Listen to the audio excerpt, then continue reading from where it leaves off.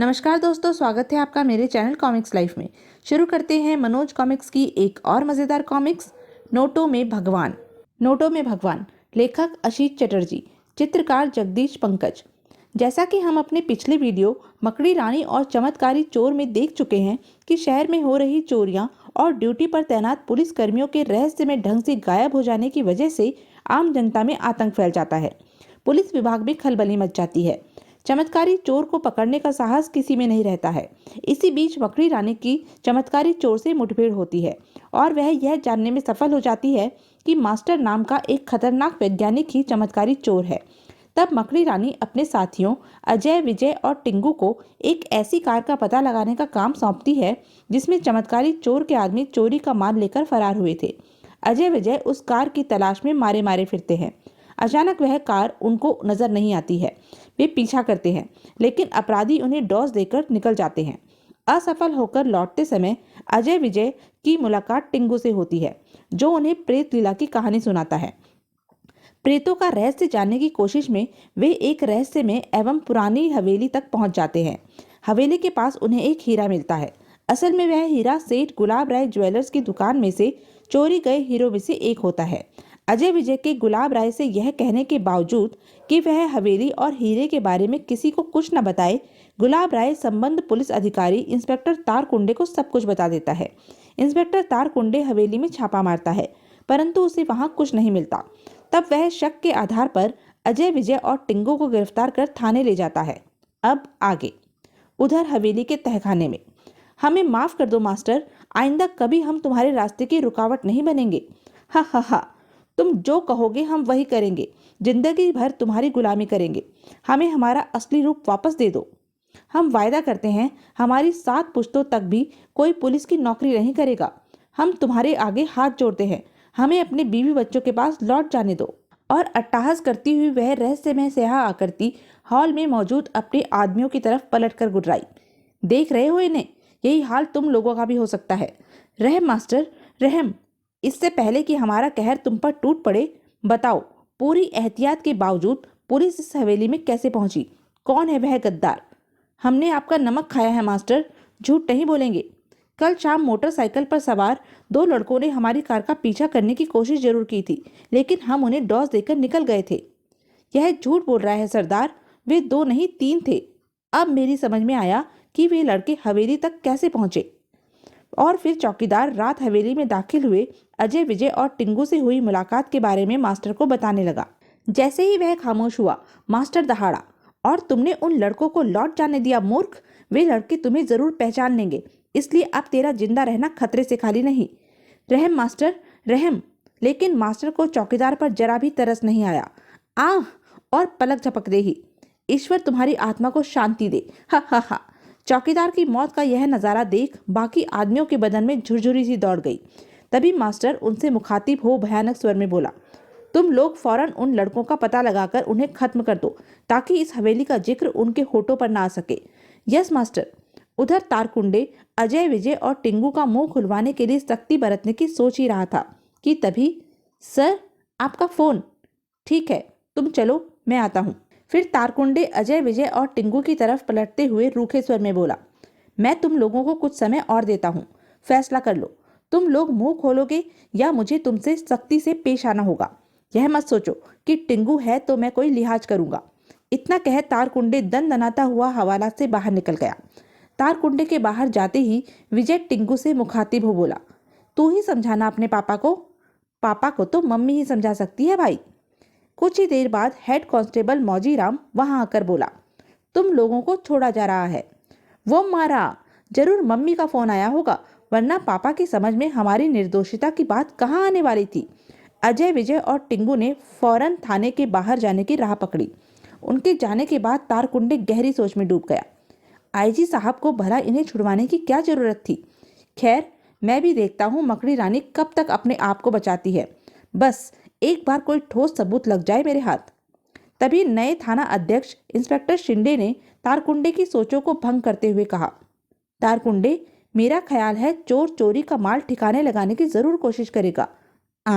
और अकस्मात ही एक विचार बिजली की तरह तारकुंडे के मस्तिष्क में कौंध गया। Good idea. मुझे ऐसे जौहरियों से पूछताछ करनी चाहिए जो चोरी का माल खरीदते हैं। इस विचार के दिमाग में आते ही तारकुंडे तेजी से उठा और थाने के बाहर निकल गया। तब शाम के करीब 5 बज रहे थे। बिना समय गंवाए तारकुंडे ने टैक्सी पकड़ी और सीधा जौहरी बाजार पहुंच गया। फिर पूछताछ करते हुए सेठ लल्लन लाहौर वाले की दुकान में जा घुसा। आइए आइए दरोगा साहब, आपने क्यों तकलीफ की? हमें बुला लिया होता। ऐसा लगता है जैसे पहले भी इसे कहीं देखा है, पर कहाँ? लल्लन लाहौर वाले को पहचानने की कोशिश करता हुआ तारकुंडे काउंटर के निकट पहुंच गया। फिर हीरा जेब से निकाल उसके सामने रखते हुए बोला, इस हीरे को पहचानते हो लल्लन मियाँ? ऐसे हीरे और भी होंगे तुम्हारे पास? किबला काफी कीमती मालूम पड़ता है। फिर लल्लन मियाँ हीरा हाथ मेरे गौर से मुआयना करते हुए बोले, मुद्दत हो गई ऐसा लाजवाब हीरा आंखों के सामने से नहीं गुजरा। ज्यादा बनने की कोशिश मत करो लल्लन मियाँ, मुझे पक्की खबर मिली है कि चोरी के हीरे तुम्हारी खास कमजोरी हैं। अगर तुमने आजकल में किसी से ऐसे हीरो का सौदा किया हो तो बिना हील हुज्जत के बता दो, वरना।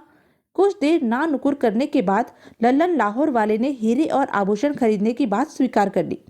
काफी सस्ते दाम पर दे दिया था, सो नियत फिसल गई। कौन था वह? धीरे बोली सरकार, दीवारों के भी कान होते हैं। अगर बात उसके कानों तक पहुंच गई तो समझिए मेरी खैर नहीं। खैर तो तुम्हारी अब भी नहीं है लल्लन मियाँ, मेरे सवाल का सीधी तरह जवाब दो। बताता हूँ सरकार, पहले भीतर तो चलिए। क्यों आप मेरी जान को मुश्किल में डाल रहे हैं? बड़ा खतरनाक आदमी है वह।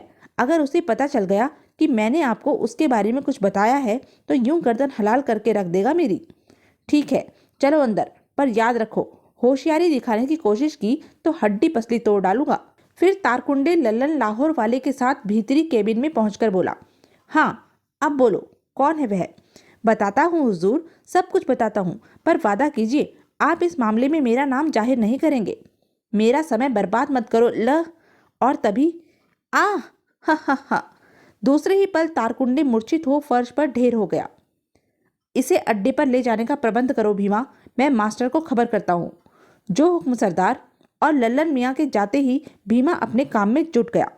थोड़ी ही देर बाद, अम्मा एहतियात से रखना, शीशे का सामान है, टूट फूट ना हो। जल्दी ही ताबूत को सामने खड़ी सफेद मेटाडोर में रख दिया गया और फिर जैसे ही मेटाडोर आगे बढ़ी, एक फिएट कार तुरंत मेटाडोर के पीछे लग गई। फिएट को स्वयं मकड़ी रानी ड्राइव कर रही थी। अगर मैं तारकुंडे पर नजर न रखती तो शायद तारकुंडे का पता लगाना मुश्किल हो जाता। लेकिन अब एक बात तो साफ है कि चमत्कारी चोर के आदमी शहर में चारों तरफ फैले हुए हैं। लल्लन लाहौर वाला इस सच्चाई का प्रमाण है।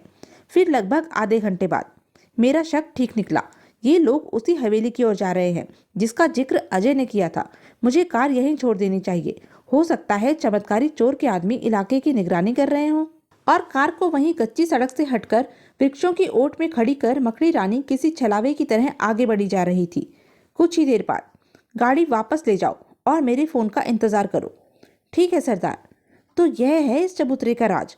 और लल्लन लाहौर वाले के नजरों से ओझल होते ही चबूतरे का खुला भाग फिर बंद हो गया। अगले ही पल भीमा मेटाडोर लेकर वापस लौट पड़ा। इसे बाद में देखूंगी, पहले चमत्कारी चोर से निपट लूं। दूसरे ही पल मकड़ी रानी गुप्त रास्ते की बजाय जंगल के रास्ते से हवेली की तरफ चल पड़ी। हवेली तक पहुंचने में मकड़ी रानी को ज्यादा वक्त नहीं लगा। तभी मकड़ी रानी ने अपनी बेल्ट का कोई बटन दबाया और पलक झपकते ही वह हवेली की छत पर जा पहुंची। फिर समय गवाए बिना वह अंधेरी सीढ़ियों से होती हुई नीचे उतरती चली गई। कुछ ही देर बाद मकड़ी रानी हवेली के ग्राउंड फ्लोर पर पहुंच गई। ऐसा लगता है जैसे यह हवेली वर्षों से वीरान पड़ी है। तभी ची ची, सचमुच भूतिया हवेली लगती है। हवेली के अंदर से भी कोई रास्ता तहखाने तक जरूर जाता होगा। मुझे जल्द से जल्द उस रास्ते का पता लगाना चाहिए। और गुप्त रास्ते को खोजती हुई मकड़ी रानी अंततः एक सुसज्जित कमरे में जा पहुंची। आश्चर्य है, इस वीरान हवेली में यही एक कमरा ऐसा है जो साफ सुथरा और सुसज्जित है। जरूर इसमें कोई रहता है। हो सकता है इसी कमरे में तहखाने का गुप्त द्वार हो। तभी अनजाने में मकड़ी रानी का हाथ पलंग के पीछे लगे गुप्त स्विच पर पड़ा। स्विच के दबते ही, यह क्या, फर्श नीचे धंस रहा है, पर कमरे का सामान अपनी जगह पर मौजूद है। अजीब तिलिस्म है। कुछ ही देर बाद फर्श स्थिर हो गया। ओह, तो यह है तहखाने का तिलिस्मी द्वार। फिर मकड़ी रानी की गैलरी में पहुंचते ही खुला द्वार स्वयं ही बंद होता चला गया। मकड़ी रानी आगे बढ़ गई। कुछ दूर जाकर जैसे ही उसने गैलरी का मोड़ पार किया, क्या खबर है भीमा? यह आवाज तो लल्लन लाहौर वाले की मालूम होती है। अगले ही पल मकड़ी रानी अध खुले द्वार से अंदर झांक रही थी।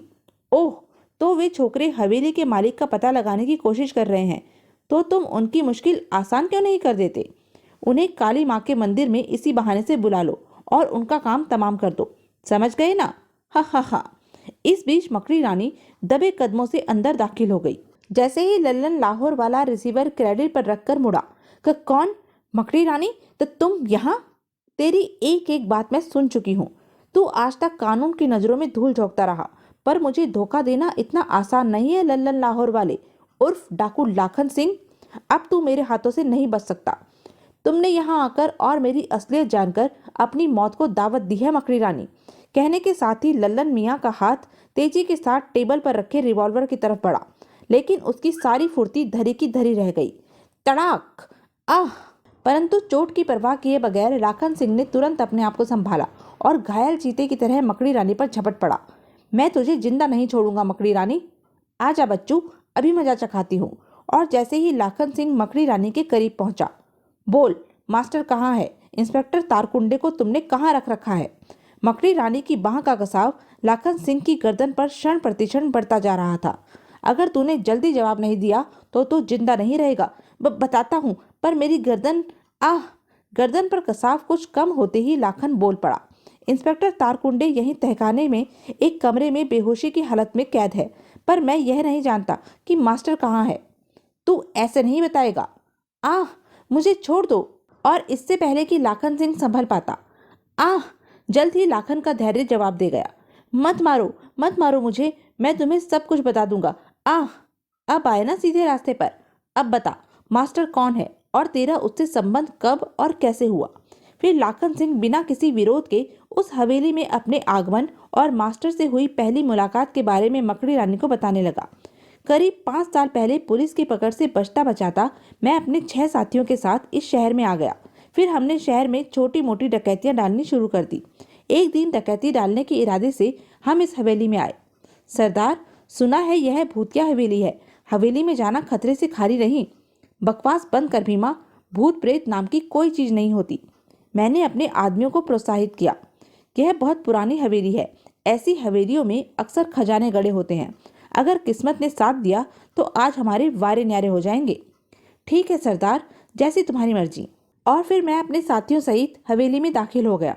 हमने हवेली का चप्पा चप्पा छान मारा, किंतु धूल और जालों के सिवा हमें कुछ नहीं मिला। अंत में हम एक कमरे में पहुंचे। अरे, यह कमरा तो साफ सुथरा है, जरूर यहाँ कोई रहता है। फिर तो माल भी इसी कमरे में होगा। चलो ढूंढो।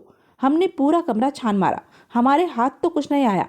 पर अजीब बात है, कमरे में रखे हर सामान को दीवार के साथ नट बोल्ट से क्यों कसा हुआ है?